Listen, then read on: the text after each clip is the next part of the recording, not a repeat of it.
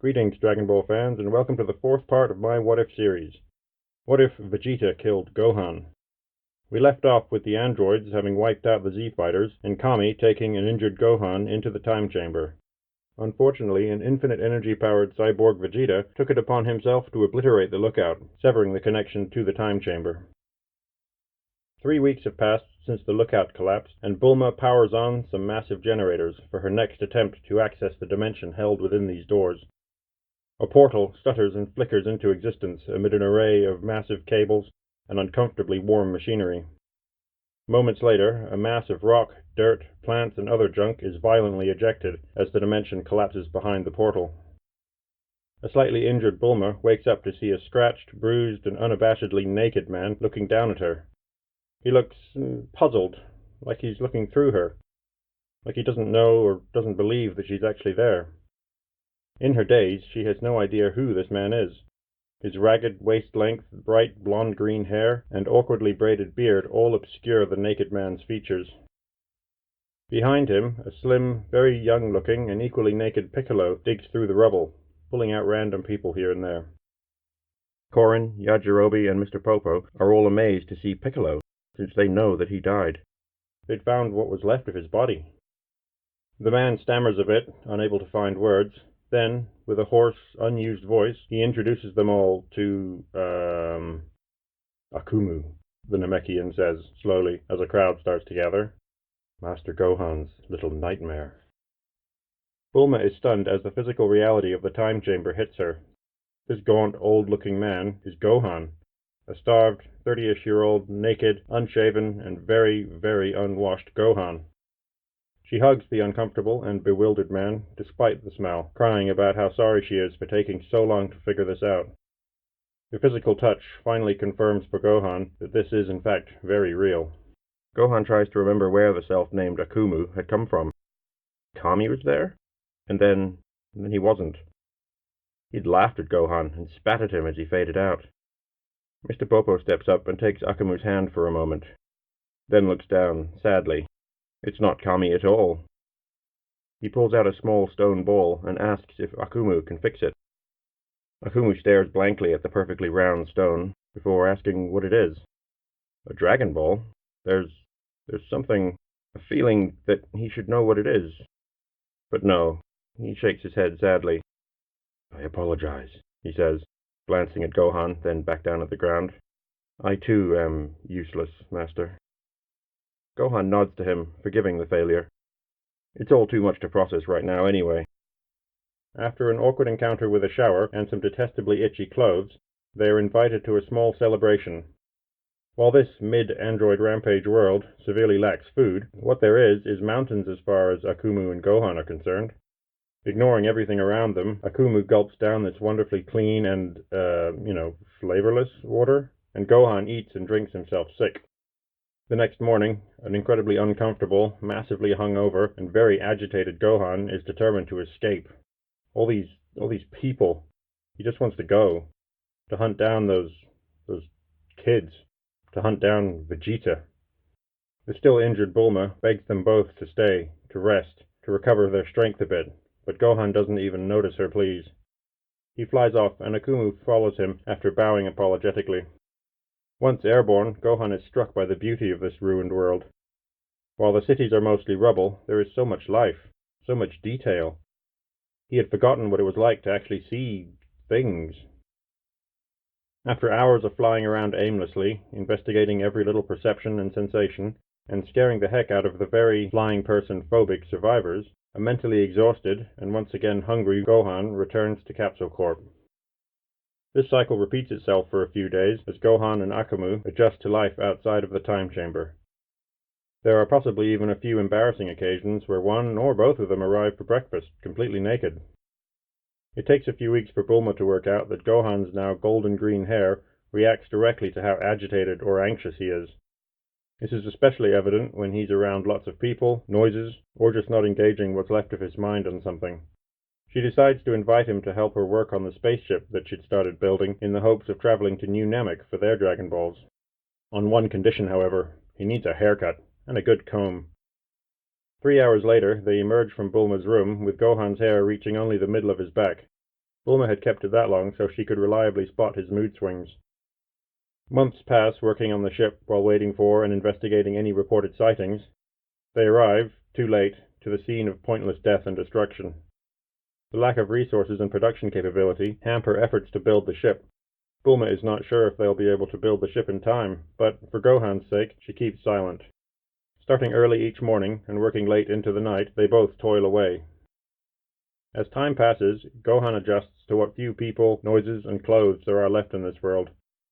More often than not, however, if not working on the ship, he can be found by himself, flipping through his tattered notebook, or with Akamu. As they sit across from each other, passers-by can feel strange pressures moving back and forth. Bulma tries occasionally to talk to him about, well, what for her was only like a month or two ago, but this was 2 decades ago for him.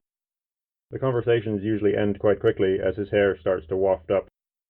Despite this, though, during these months working on the ship day and night together, Bulma and Gohan continue to grow closer. Eventually, some survivors that have been tasked with tracking down these monsters report in. Moments later, Gohan appears above the shattered, lava-buried remains of Orange City. He is still holding the welding torch and wearing the overalls he had on when he overheard the report.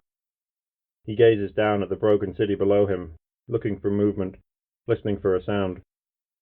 Spotting the two coming out of a small shop, he comes crashing down in front of 17. As 17 extends his arm to blast this annoying interruption away, Gohan grabs it and twists. 17 struggles, but Gohan's pale yellow-green aura ripples with a deep, angry red. With a sickening crunch, he rips the arm off. Gohan stares at the arm, the flesh, the wires, the tubes. They're cyborgs as well. He looks over at 18, who is frozen in place. Then he casually stabs 17 through the chest with his own arm. Suddenly, Gohan appears in front of 18, moving with enough force to knock her stumbling back. "Where's Vegeta?" he growls. 18 stumbles back, away from this monster. "Where is Vegeta?" he says again. Shaking her head, 18 is again thrown to the ground as Gohan again moves up in front of her, this time his knee connecting with her stomach. He grabs her by the hair and slams her back down into the ground. Picking her up by the neck, he says, "Last chance." She stares back in fear, then glances past and above him. He blasts her through the chest, gouging a nasty trench through what's left of the city behind her. As the dust and debris settle, there is a loud thud of something heavy landing behind him. Attracted by the probably transsonic booms of Gohan approaching 18, Vegeta has arrived. Staring intently at his target, a smile spreads across the reanimated man's dried, cracking lips. "Son Gohan." Tearing up the ground around him, Gohan surges towards Vegeta, only to have his fist caught. His infinite energy engine, cranked up to maximum, again saturates Vegeta's sane body with its power. His dry, brittle hair flickers with a burst of golden. Again and again, Gohan strikes at this phantom that haunts his nightmares. Again and again, Vegeta blocks and counters each strike. Gohan steps back, finally noticing the energy coming from this man. Twisted, broken energy, the union of Saiyan and mechanical power. He strikes again, missing Vegeta, instead hitting the ground beneath them, filling the air with dust and ash. Through this haze, Gohan leaps in, striking the blinded machine before quickly leaping back out of sight. Vegeta cackles, a hoarse, mechanical sound. "Gohan," he says, before roaring. A fresh burst of energy throws the dust away as Gohan brings both hands down into Vegeta's waiting grasp. He struggles for a moment to free his hands. A pulse of red replaces his aura, and he tears his hands free of Vegeta's grasp. A thought pierces Gohan's rage, a memory. Vegeta, the then living Vegeta, transformed into a massive beast. Something about the moon, his father had told him. Something about the moon. Gohan smiles to himself, remembering something he'd discovered years ago while playing with his key in the time chamber. "Let's see how you like it," he says. He focuses down, into his back, twisting his key, shaping it. Gohan pushes it further, down and out into his tail. As Vegeta's foot comes in to strike at him, Gohan opens his eyes and watches as the man starts to shrink in front of him. He watches the town falling away around him as it shrinks as well. Gohan can feel the haze of pure, mindless rage and madness washing over him like an old, comfortable blanket. Now towering over the landscape, the golden-green Ozaru Gohan roars at the empty, moonless sky. His gaze finally settles on Akamu. The Namekian just floats there, wide-eyed, afraid to move as this monster stares back at him. He's seen this kind of power only once before from his master, and it did not go well. Gohan blinks and realizes that blanket never settled. 20 years spent fending off madness has robbed him of this release. Vegeta, the giant beast growls, bringing his fist down on the tiny man. Vegeta manages to dodge away, but is caught by a backhand and knocked back to the ground. The beast leaps over and onto him. Again and again he strikes down, digging out a crater deeper and deeper into the ground. Eventually the Ozaru stops. He stares down at the broken remains before him. With a shuddering breath, Gohan lets go of his ki, held tightly in his tail. He lets go of the rage. After a moment, the comfortably naked Gohan stands up, covered in dirt, blood, and oil. He looks at his hands for a moment, then turns to walk away. He falters, falling to his knees, with tears streaming down his face. He screams out and slams the ground with both hands. The shockwave shatters the ground around him, reducing what little rubble remains to dust. Broken bits of 17, 18, and Vegeta's body can be seen in the crumbled ground. The now black-haired Gohan sits there, sobbing quietly. Back at Capsule Corp, everyone arrives for an android annihilation party. The collected survivors are all celebrating. Orphaned children are playing openly in the patchy, regrowing lawns. There are hundreds of people, all overjoyed and wanting to shake Gohan's hand. After a few nerve-wracking minutes of meeting and being thanked by people he doesn't know and can't bring himself to care about, Gohan slips out of the gathering. Bulma eventually finds Akamu standing dutifully by a laboratory door. Inside, Gohan is sitting at a desk. Empty bottles and cans litter the desk and floor as he drunkenly tries to assemble something. Bulma sits down next to him. She puts her hand on his shoulder and says that they just want to congratulate him for saving them. Gohan's hair lashes out in a burst of light, and he crushes the thing he's working on, sending bits flying. He pulls away from Bulma, slapping her hand painfully. He starts yelling how he doesn't care about them, or her, or anyone else. Tearing up at the memory, he sobs and says that he did it for his mother. Gohan tosses away the crumpled remains of whatever he was assembling. It continues on through a wall and several unfortunately positioned buildings. He then storms off, tearing a chunk out of the doorway as he drunkenly pushes past Akamu. Bulma sits there staring after him, tears in her eyes, as much from the pain in her hand as from seeing him so broken. Akamu looks at her sadly, then turns to follow Gohan. As they keep working on the ship, rapidly approaching a year from the end of the initial android release and ensuing rampage, Gohan's drinking gets worse and worse. When a year slips past, a wake is held for the long dead. This time round, no one wants to talk to or be anywhere near Gohan. News from Orange City has spread, and that, combined with the buildings that were demolished after the last party, most people avoid him. Only occasional glances with apprehension, fear, and hushed conversation about trading one monster for another. Gohan again slips out of the gathering. Bulma quickly finds him in that same lab, just drinking alone in the dark, on the floor next to that badly painted patch on the wall. She slumps down next to him and drinks from a half-empty bottle on the floor. "It's not your fault, Gohan," she says. Hearing a sob, she puts her arm around him, pulling him close. "It was never your fault." Gohan curls into her, crying as she holds him in the dark. Finally able to connect to him in some way, Bulma manages to get him some help. While therapists are already few and far between, what there is proving moderately helpful. It takes a while, but he is finally able to start putting the pieces back together. Months later, Akamu is shocked to hear Gohan laughing, albeit quite awkwardly. Looking across the courtyard, he spots the two of them sitting at a table, and Bulma is wagging a finger at Gohan's rather shaggy beard. With his therapy and the loss of the constant berserker state, and yes, his growing relationship with Bulma, Gohan's moods temper. He still needs to be focusing on something, but he is handling being around other people much better.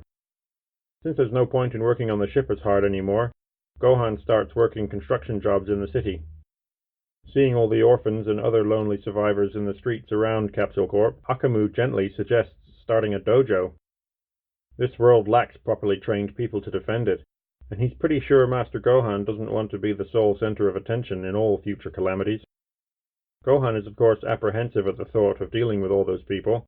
However, when Bulma tells him that she's pregnant and that she wants him to stop drinking, he resolves to quit and decides to open the dojo as a distraction for himself. They set up next door to the new main Capsule Corp facility, where he spends most of his off hours anyway. With Akamu and Korin's help, the dojo's ranks grow rapidly. Capsule Corp and West City continue to be rebuilt. News of the Son Dojo spreads, attracting students of all ages from across the continent and the world at large. Hey, that's the guy who single-handedly ended those, what were those, robots? Androids? Yeah, man, sign me up. It's too bad Mr. Satan died in Orange City. He'd have shown them a thing or two. Yeah, but I've seen that guy flying around, carrying buildings. The champ may have pulled off some miracles during that evacuation, but flying sure wasn't one of them.